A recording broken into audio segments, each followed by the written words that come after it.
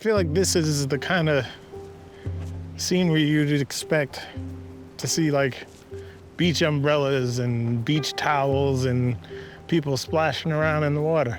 But then when you get close, you look at, like, the sand doesn't look quite right, the smell isn't quite right, and then of course there's like nobody. It's hard to imagine today, but this place used to be a bustling tourist destination. Now, it's kind of where California's water goes to die. So, what happened? As usual, we did. I'm Shane Campbell-Staton, and this is Human Footprint.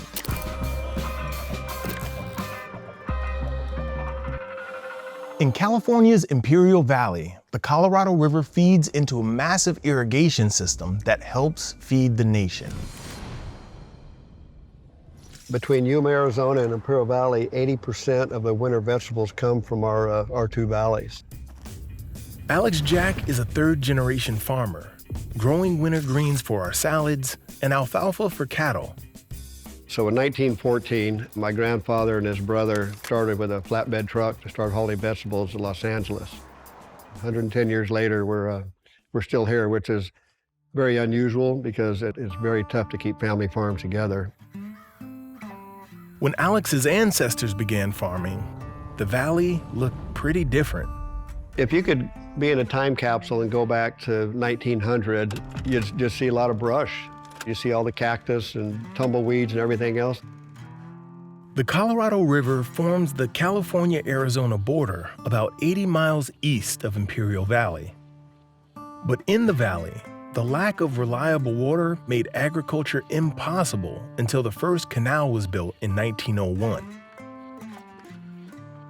Within 15 years, 300,000 acres were under cultivation.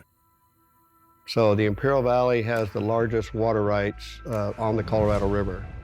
The Colorado River Compact, a 1922 agreement between 7 states in the Southwest, promises almost 30% of the Colorado River's flow to California. The Imperial Valley alone is entitled to about 2/3 of that water. It's federal water. Okay. So we get the water for free. Okay. And then the cost of the water is the delivery. And the delivery price is cheap because the All-American Canal is powered by gravity. That's why we can buy water from our irrigation district for $20 an acre foot. Compare that with San Diego, where utilities buy water at $700 per acre foot or more. But despite the valley's cheap water, Alex is preparing for an uncertain future by pushing the limits of water efficiency. It's very fine-tuned, so every 6 inches we have an emitter, and each plant is getting drip, drip, drip, drip, drip. Okay. So it's just super efficient. But water saved here doesn't flow back to the Colorado.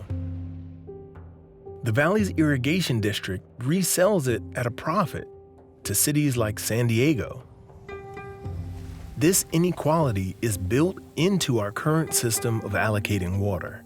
And if you ask Alex, recognizing those disparities can be hard when you benefit from them. If you ask the person that is holding a cup of water, it's pretty just. If you talk to the person that has an empty glass of water, probably not so just. How do you bridge that? That's the question that will define the future of the Colorado River and the 40 million people that rely on it. New rules governing who gets water and how much go into effect in 2026. Exactly what those rules will be, well, that's still to be determined. But the injustice of today's system isn't just about who has access to water. It's also about the collateral damage from how that water is used. My father was a farm worker. Through a lot of the leadership lessons from the farm worker movement, organizations like Comité Cívico were born. Following in his father's footsteps, Luis Olmedo advocates for the people who call the Imperial Valley home. Crops here are grown and harvested by thousands of migrant and seasonal workers. Luis's nonprofit Comité Cívico del Valle works to advance these workers' rights and protections. But there's another issue that looms large in the valley. Yeah, this looks like the Gulf of California. It's just peaceful, like it reminds me of that.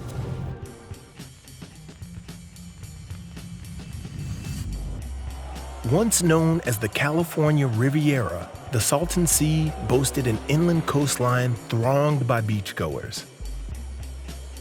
Its idyllic shores drew celebrities like Frank Sinatra and the Beach Boys, and more tourists than Yosemite.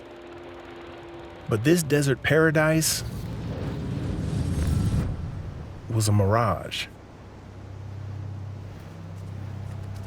Over 100 years of materials, chemicals, pesticides, anything that is being used by the agriculture industry, every time we flush our toilets, all water ends up in the Salton Sea.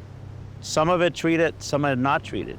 By some accounts, the Salton Sea is an accident of infrastructure, formed when floodwaters breached a canal in 1905 and flooded an existing sump or low point in the landscape.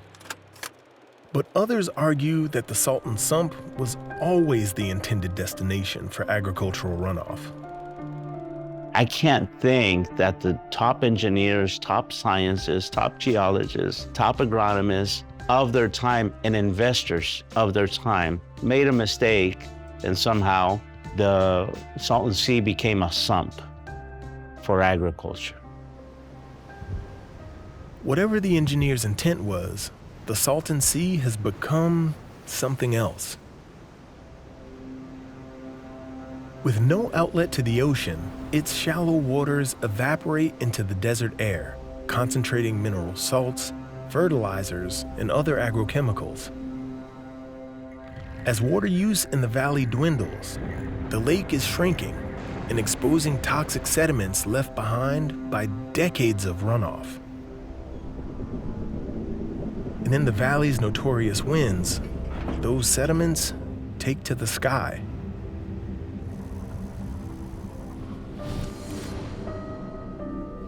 Data from these stations have prompted Luis and colleagues to sound the alarm on some concerning trends. The rate of pediatric asthma here is among the highest in the US. People are being assaulted persistently by toxic particulates that are attacking their bodies, their lungs, their cardiovascular system. People living near the Salton Sea also experienced the highest death rate in California from COVID-19. This is a health crisis. This is an environmental crisis. Thousands of birds have died of avian cholera, and fish suffocate en masse in stifling, nutrient-clogged waters. And we live in the best country, of the world. That's what we say, right? We believe that. But if we're that, well, what happened here? The abandoned lakeshore, the putrid smell, the health disaster. It's apocalyptic. The Salton Sea is a good reminder that the human footprint isn't just what we're doing right now. The choices we make can have ripple effects that last for generations. Thanks for watching. If you want more human footprint, you can tune in to the full-length series on the PBS app or on your local PBS station. Check out the link in the description to find out more about the show.